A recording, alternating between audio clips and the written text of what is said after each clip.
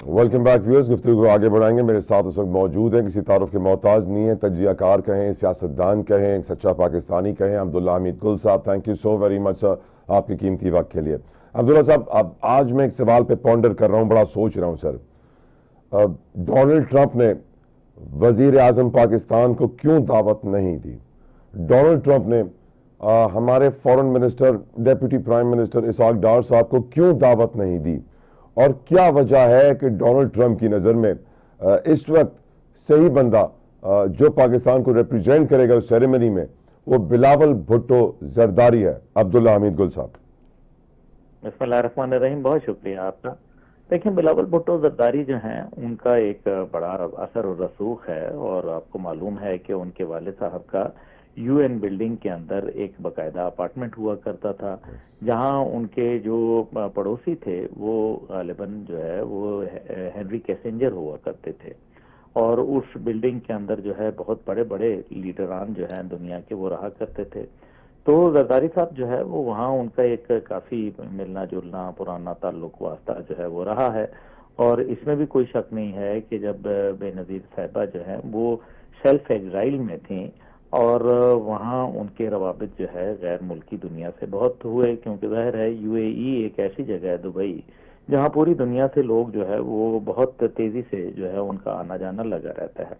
اس کے مد مقابل جو ہے سعودی عرب میں جو ہے زیادہ سکونت جو ہے شہباز شریف صاحب نے اور اسحاق ڈار صاحب نے جو ہے اختیار رکھی، اور ظاہر ہے ان کا ایک اس طرح سے جو مغرب کے ساتھ رابطہ تھا وہ ان کا چودھری نثار کے ذریعے ہوا کرتا تھا، اور چودھری نثار سے جب انہوں نے اپنے جو راستے تھے جدا کیے تو ظاہر ہے چودھری نثار کے بعد وہ روابط اس انداز میں مضبوط اور مستحکم نہیں ہوئے. لیکن دوسری جانب ظاہر ہے پیپلز پارٹی نے اپنا ایک وہاں اثر و رسوخ رکھا ہوا ہے، ان کے لابسٹ موجود ہیں، اور جہاں تک تعلق ہے کہ کس کو بلایا کس کو نہیں بلایا، لیکن میرے خیال میں ایک بہت بڑی گیسٹ لسٹ ہے جس میں ہزاروں لوگ پوری دنیا سے جو ہے وہ بلائے گئے ہیں، کوئی یہ چند ایک لوگ نہیں ہیں.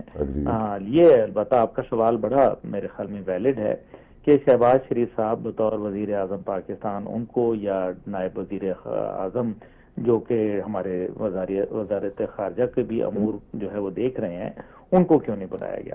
میرے خیال میں ایک تشنگی ہے، اور ڈونلڈ ٹرمپ صاحب کو یہ اس چیز کا احساس ہے کہ اس ٹائم پہ تحریک انصاف جس نے ان کو ایک بہت زیادہ سپورٹ کیا اور ان کے الیکشن کیمپین میں جو ہے وہ ایک بڑی خطیر رقم جو ہے وہ خرچ کی، تو ظاہر ہے ان کے جو لابسٹ ہیں وہ آپ کو معلوم ہے کہ وہ ناراض ہو سکتے ہیں، اور وہ ایک پاکستانی ڈاکٹرز کی تنظیم بھی وہاں موجود ہے جن کا تعلق جو ہے وہ پاکستان تحریک انصاف کے ساتھ مضبوط ہے، اور تو ایسی صورت میں وہ اپنے لابسٹ کو ناراض نہیں کرنا چاہتے. لیکن دوسری جانب اگر دیکھا جائے تو وزیر اعظم پاکستان جو ہے وہ ان کا بہتر ہی ہے کہ وہ نہ جائیں، کیونکہ صرف جانا اور ایک اوتھ ٹیکنگ کے اندر جو ہے وہ آپ ایک میں تو یہی کہوں گا کہ درباری کی حیثیت سے کھڑے میں ہیں تو اس کا کوئی فائدہ تو ہوگا نہیں. ہاں اگلی دفعہ جب دیکھا جائے گا، لیکن اس میں یقیناً بلاول صاحب جو ہیں وہ کیونکہ وزیر خارجہ بھی رہے ہیں، اور ظاہر ہے ان کے والد ایک صدر پاکستان بھی 2 دفعہ رہ چکے،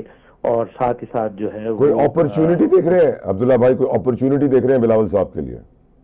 بلاول صاحب کے لیے ابھی قبل از وقت ہے کہنا اس بات کے اوپر، وہ جو ہے نا ہنوز دلی دورست. میرا خیال ہے کہ ابھی ان کے لیے اپرچونٹی کے لیے سب سے بڑی اگر کوئی راہ ہموار کر سکتا ہے تو وہ امریکہ نہیں بلکہ ان کے اپنے والد ہیں.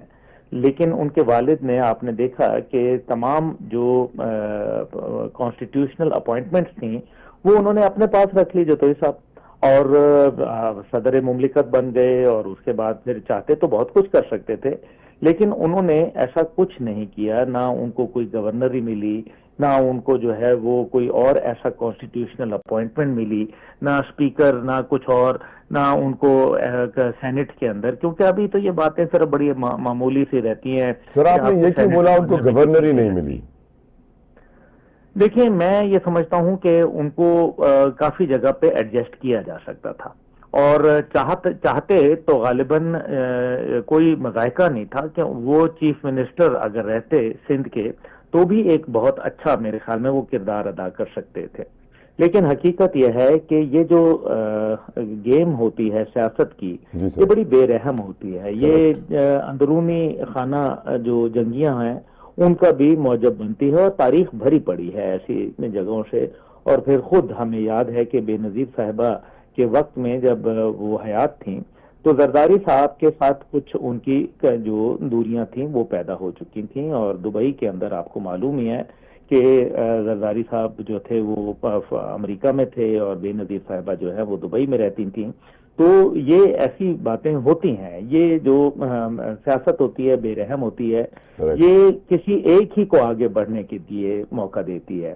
تو میرا خیال ہے کہ اس ٹائم پہ اگر ان کو کوئی موقع ملے گا تو ان کو اپنے گھر سے ملے گا، اور اگر نہیں مل رہا تو پھر ان کو پاکستان کی طرف دیکھنا پڑے گا، نہ کہ امریکہ یا کسی اور جانب سے. بہرحال اس سب میں ایک اچھی بات یہ ہے کہ بلاول صاحب جو ہے وہ ینگ آدمی ہیں، اور ان کا ایک پوری دنیا میں ایک اپنا ان کا تعارف ہے. ان کے نانا وزیر اعظم رہے، ان کے جو نانا ہیں وہ صدر پاکستان کے بھی عہدے پہ رہے، چیف مارشل لا ایڈمنسٹریٹر بھی رہے وہ، اور اسی طریقے سے ان کی جو والدہ ہیں وہ پرائم منسٹر 2 دفعہ رہیں. تو میرے خیال میں ایک اچھی مضبوط سی وی ہے. اگر اس کو وہ اچھے انداز میں کام کریں تو پاکستان کی کم از کم کوئی تو نمائندگی کر رہا ہے. چلو وزیر اعظم شہباز صاحب نہیں تو کم از کم بلاول صاحب ہی.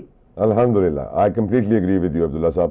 عبداللہ صاحب، مائی نیکسٹ کوشچن، آپ یہ مجھے بتائیے گا سر کہ سویلین کا ملٹری کورٹ ٹرائل کافی وقت سے آئینی بینچ میں چل رہا ہے، کل پھر اس کی سماعت ہوگی، ہر روز سماعت ہو رہی ہے.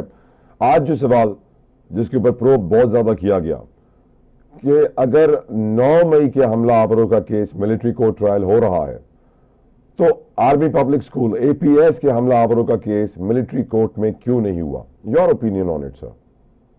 دیکھیے، میں یہ سمجھتا ہوں کہ آرمی پبلک اسکول کا جو واقعہ ہے وہ بالکل اس کو ملٹری کورٹ پہ ہونا چاہیے تھا، لیکن اس وقت کی جو ملٹری قیادت تھی اس نے ایسا نہیں سمجھا. اور دوسری بات یہ ہے کہ میں سمجھتا ہوں کہ ضرور ہونا چاہیے تھا، ان کا بھی ہونا چاہیے تھا. لیکن جہاں تک میرے خیال ہے کہ جو موجودہ صورتحال ہے، میں تو راول پنڈی کو ایک ہی بات کہوں گا کہ when you have to shoot shoot, don't talk. اگر آپ نے جب فائر کرنا ہے تو پھر فائر کریں. جب آپ بات چیت کریں گے، معاملات کو طوالت کی طرف لے کے جائیں گے تو پھر جتنے منہ اتنی باتیں ہوں گی.